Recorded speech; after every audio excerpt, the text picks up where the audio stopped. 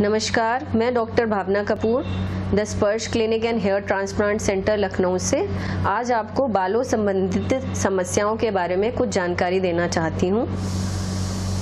बालों की समस्याएं आजकल लोगों की दिन ब दिन बढ़ती जा रही हैं। उसमें बहुत ही महत्वपूर्ण कारण है हमारी दिनचर्या, हमारा रहन सहन, हमारा खान पान, pollution level, stress levels. Hair care में जो सबसे प्रमुख चीज़ है वो आपकी डाइट है। जो आप खाएंगे वही आपके बालों में रिफ्लेक्ट होगा। बहुत सारे उत्पाद आपको बाज़ार में मिलेंगे, मार्केट में मिलेंगे, पर वो केवल ऊपर से लगाने के हैं। वो बहुत बड़े बड़े आपसे वायदे करेंगे, आपको दिखाएंगे कि बाल रेशमी हो गए, लंबे हो गए। उन सब में ना जाइए, बेसिक्स पे जाइए। बेसिक हैं कि आपका क्या खाना है। हम लोग अब फास्ट फूड के चलन में बहुत आ गए हैं कि फटाफट मैगी बना लिया, फटाफट पिज़्ज़ा खा लिया। इन सब में कोई न्यूट्रिएंट्स नहीं है। आपके जो न्यूट्रिएंट्स हैं, और जिसमें कि दो सबसे महत्वपूर्ण चीज़ है, प्रोटीन और आयरन। क्योंकि बाल जो हैं बढ़ते हैं, मतलब वो उनको प्रोटीन चाहिए बढ़ने के लिए। अगर वो प्रोटीन ही उन्हें नहीं मिलेगा तो बाल आपके कैसे बढ़ेंगे। तो प्रोटीन का सबसे अच्छा सोर्स है पनीर, दाल, नट्स, तरह तरह के नट्स हैं, इनको खाइए। और नॉन वेजिटेरियन डाइट में तो प्रोटीन उनको मिल जाता है मीट से, पर जो वेजिटेरियन डाइट वाले हैं उनको खासकर से पनीर का, दूध का ध्यान काफ़ी रखना चाहिए। दूसरी चीज़ आती है आयरन। आयरन हमें किससे मिलेगा? आयरन हमें मिलेगा हरी सब्जियों से, गुड़ से, फ्लैक्स सीड्स हैं, इन सब चीज़ों से मिलेगा। जो हमारी बेसिक डाइट है उसको हम रिच रखें। और खासकर से एक और चीज़ है कि ईश्वर ने हमें इतने तरीके के जो फल दिए हैं, पूरे वर्ष भर अलग अलग तरीके के फल आते हैं, तो उनका कारण यही है कि समय सीजन के अनुसार उन फलों में वही विटामिन्स और वही न्यूट्रिएंट्स होते हैं। तो जो मौसम के फल होते हैं उनको ज़रूर खाना चाहिए। इन सब चीज़ों का अगर ध्यान रखें तो मोटा मोटा हमारी डाइट से कवर हो जाता है। फिर अगर उसके बावजूद भी डाइट कवर नहीं कर पाती है, तब फिर हमारे पास हेयर सप्लीमेंट्स होते हैं। हेयर सप्लीमेंट्स अवेलेबल हैं, उनको आप अपने डॉक्टर के पास जा कर के सही सलाह लेकर सही समय तक खाइए। मतलब 3 महीने तक अगर डॉक्टर सलाह देते हैं, उनको पूरा 3 महीने खाइए, ठीक है। उनमें होते हैं बायोटिन, ओमेगा फैटी एसिड्स और जिंक। ये सब बालों के लिए खाद की तरह काम करते हैं और आपके बालों को मोटा होने में मदद करते हैं, उनका झड़ना रोकते हैं। तो इन सब का सेवन भी आवश्यक है।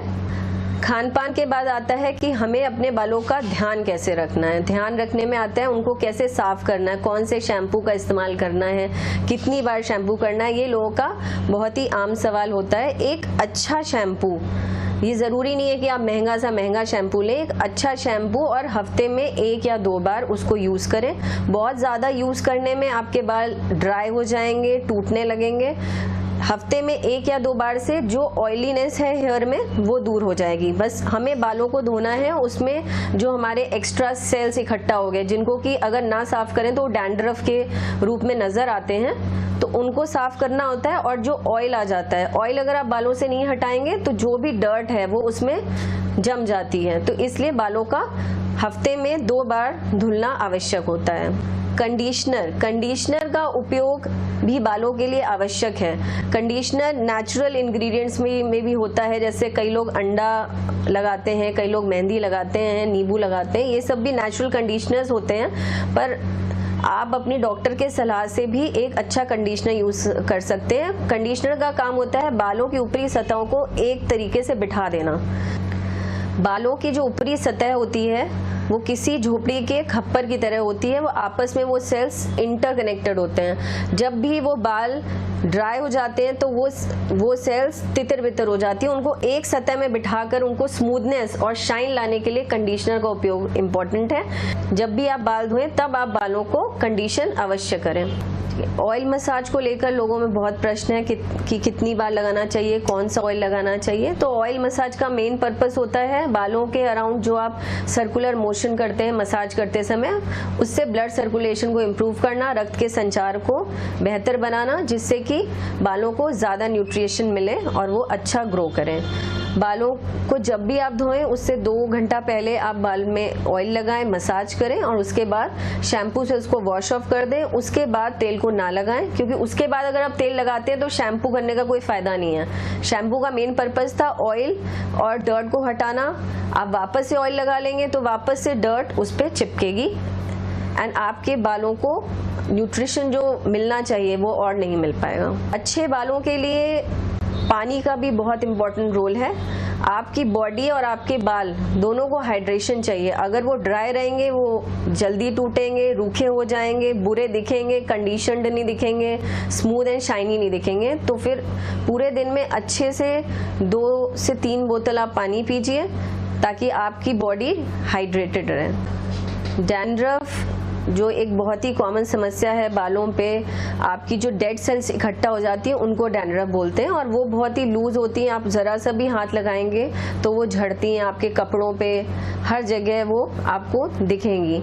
तो डैंड्रफ में सबसे इम्पॉर्टेंट है कि आप प्रॉपर शैम्पू कर रहे हैं कि नहीं। ठीक है, अगर आप हफ्ते में 2 बार शैम्पू कर रहे हैं, अच्छे से कर रहे हैं, तो जो भी आपकी डेड सेल्स हैं वो निकल जाती हैं, वो ख़त्म हो जाती हैं। अगर उसके बाद भी हो रहा है तो मतलब कि आपको एक स्पेशल शैम्पू की ज़रूरत है। तो there are shampoos available. Dandruff के लिए स्पेशल शैम्पूज होते हैं जो आप अपने डर्मेटोलॉजिस्ट से ले सकते हैं।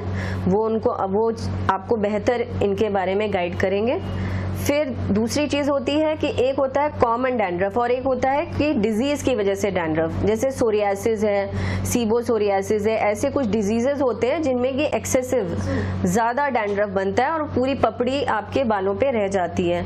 उसका तो प्रॉपर आपका उपचार आपको अपने डर्मेटोलॉजिस्ट से कराना चाहिए। पुरुषों में बालों का झड़ने का एक मुख्य कारण है हार्मोन रिलेटेड, जिसको हम लोग एंड्रोजेनेटिक एलोपेशिया कहते हैं। ये ज़्यादातर पुरुषों में पाया जाता है पर महिलाओं में भी होता है। इस केस में आपको बहुत सारी दवाइयाँ होती हैं जिनसे आप इन्हें रोक सकते हैं। कुछ मेथड्स होते हैं, पीआरपी थेरेपी, ऐसी थेरेपीज होती है जिनसे आप इन्हें रोक सकते हैं। पर अंततः अगर ये बहुत बढ़ जाते हैं, ग्रेड 3, 4, 6 तक पहुंच जाते हैं, तब हेयर ट्रांसप्लांट ही एक आखिरी ऑप्शन बचता है इसको दूर करने का, इस प्रकार के हेयर लॉस या गंजेपन को दूर करने का।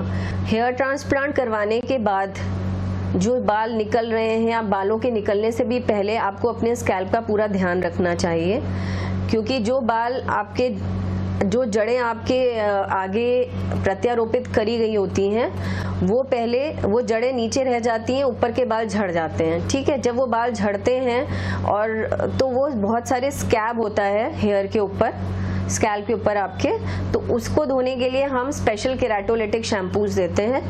उसको यूज़ करके पहले उस स्कैल्प को अच्छी तरह हटाना होता है ताकि बालों में स्कैल्प पे कोई इन्फेक्शन ना हो जाए। अगर वो स्कैल्प वहाँ रहेगा तो उस पर कोई भी इन्फेक्शन हो सकता है, तो उसको पूरी तरह क्लियर करना होता है। उसके बाद जब आप मिनॉक्सिडिल लगाना शुरू करेंगे तो भी आपको हल्का फुल्का डैंड्रफ दिखेगा। उस केस में भी ये केराटोलिटिक शैम्पूज जो होते हैं उनको आपको निरंतर प्रयोग में लाना चाहिए।